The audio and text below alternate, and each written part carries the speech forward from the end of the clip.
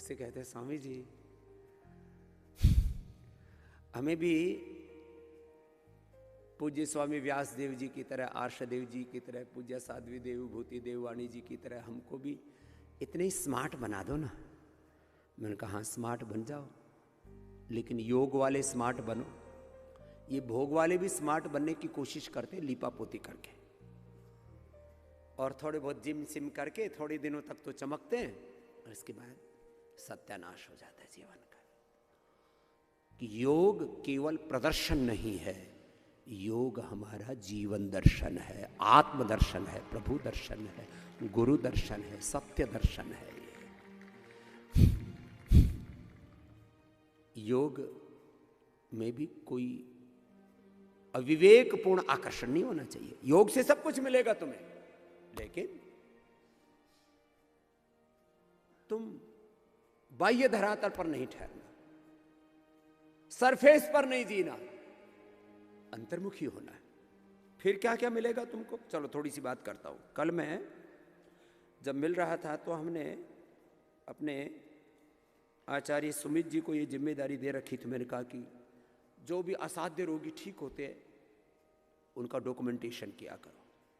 आचार्य चंदन जी को जिम्मेदारी दे रखी है कि जो पतंजलि योग पीठ के इस सेवा यज्ञ में अपनी आहुतियां देते हैं, जैसे हम इस यज्ञ में आहुतियां दे रहे हैं, ऐसे जो पतंजलि योग पीठ का, योग का, आयुर्वेद का, स्वदेशी का जो सेवा यज्ञ चल रहा है, जो सपना था चंद्रशेखर राजगुरु सुखदेव भगत सिंह का, महाराणा प्रताप का, छत्रपति शिवाजी महाराज का जो सपना था, नेताजी सुभाष चंद्र बोस का, उस सपने को पूरा करने का काम पतंजलि योग पीठ कर रहा है। देश को आर्थिक आजादी मिले, राजनीतिक आजादी तो मिले ही मिले, आर्थिक आजादी मिले, शिक्षा की, चिकित्सा की आजादी मिले, सांस्कृतिक वैचारिक आजादी मिले, हर एक का जीवन खुशहाल हो।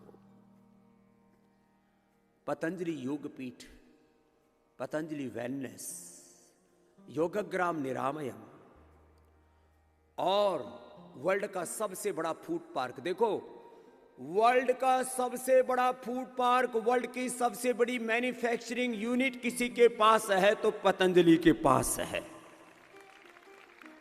पतंजलि के पास करीब 50 फैक्ट्रियां हैं। तुम्हारी तो 10 पीढ़ियां लग जाए तब उतना ना बना पाओ, और शून्य से हमने शुरू किया है।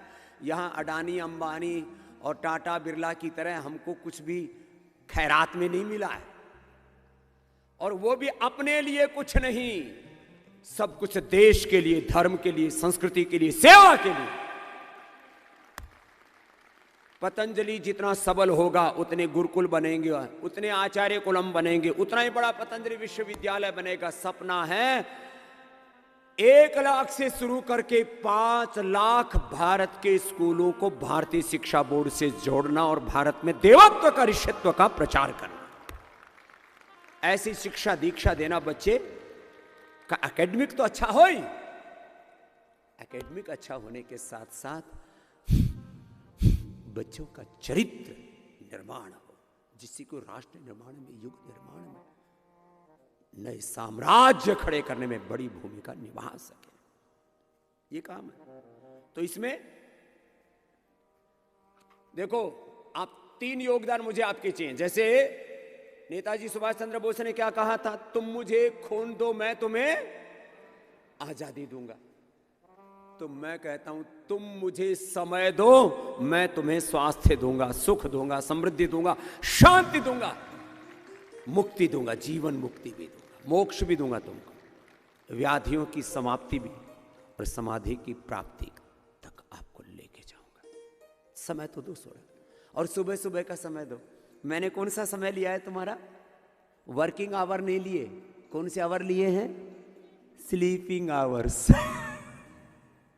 नींद से जगाया है तुमको। सोया सोया क्या करे, सोया हुए नींद, कब तक सोए रहोगे? के तो जाओ राज दवारे के, रसिया रस भोगी मारो पीछो छोड़ बावली में, हाँ रमता जोगी निद्रा बेच दूं कोई ले तो। खूब जगाया मैंने देश को। निद्रा बेच द्यूं कोई ले तो।